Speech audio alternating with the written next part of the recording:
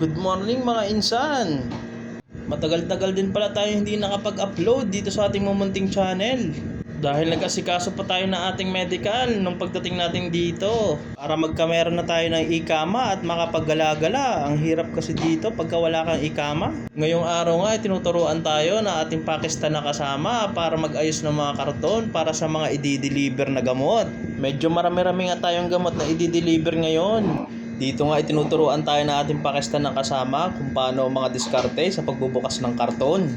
Sa Pilipinas kasi ang alam ko lang buksan ay bote ng Red Horse. Dito nga yung mga nabubuksan ng ating kaibigang Pakistani ay nilalagay ko na lang sa table. Dito nga ay parang nabibigitan na ako sa aking pagkilos dahil hindi lang pala karton ang mabigat, pati siya natin mabigat. Dito nga ay patuloy lang na nagbubukas ng karton ng ating kaibigang Pakistani, wala siyang sawa. Ayaw nga itodo lagay lang ng mga karton dito sa table. Dito nga unti-unti kong napapansin na ako'y nagkaka-abs na, char!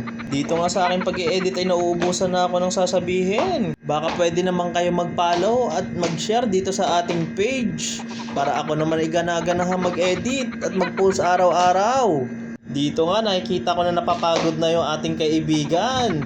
Abay parang medyo napagod na nga at dito nga tinulungan niya lang ako magbuhat ng karton.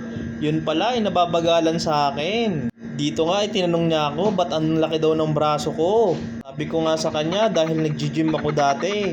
Tingnan mo pati yung tiyan ko, ang laki din, di ba? Sabi niya nga sa akin dito, tingnan mo din yung braso ko. Mas malaki pa. Dito nga ay pinabayaan ko na lang siya sa kanyang kwento.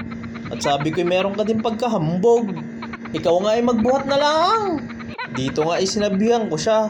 Sabi ko sa kanya, don't try me, I'm dangerous. Sabay biglang tumalikod. Yung pala'y mag-aabot lang ng scotch tape. Abay dito ay parang naghahamon pa rin. Aba, buti na lang dito'y dumating si Bayaw. Ay kung hindi, kay may kakalagyan sa akin.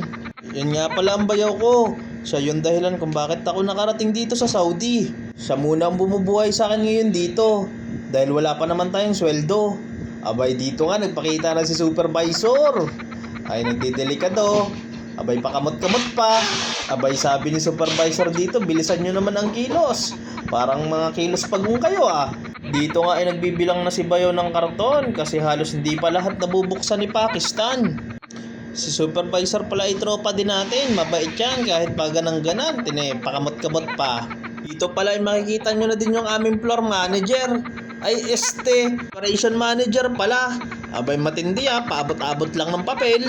Abay tingnan si supervisor, inabot na din yung papel. Dito nga ay nagpapaliwanag pa si supervisor. Pero ang sabi ko na lang, okay, di kita maintindihan. Abay klase may gagawin si supervisor ah. Abay dito nga, hindi pa kami natatapos, kakamartes namin, aabuti na kami ng tanghalian, abay gutom na.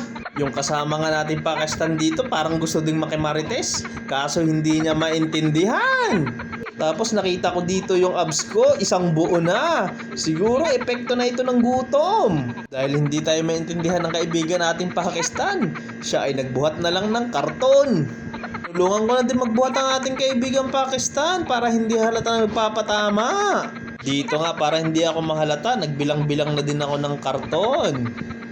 Abay dito nga ay nakakaramdam na ako ng gutom. At yan nga, pinatong ko na ang aking paa sa karton. Abay sabi nga natin Pakistan na kaibigan dito, napunan niya si supervisor na hindi pa bumabalik. Wari ko'y alam na ito'y una-una ng kumain. Tapos dito ngayon ko lang napuna, hindi pala tayo nakapag-bra. Dito nga ay nagbuhat-buhat na din ulit tayo ng karton para hindi mahalata. Dito nga ay dumating na din ang ating kaibigan isa pang Pakistan. Yan pala ay aming driver. Siya pala ang magkakarga niya ng mga karton. Abay matindi yan pati amoy. Pero baka ganun lang talaga. Ganun lang talaga ang amoy nila. Dahil sa sobrang init ba naman dito sa Saudi. Siya sige na mga insan, paki-follow na lang ating page.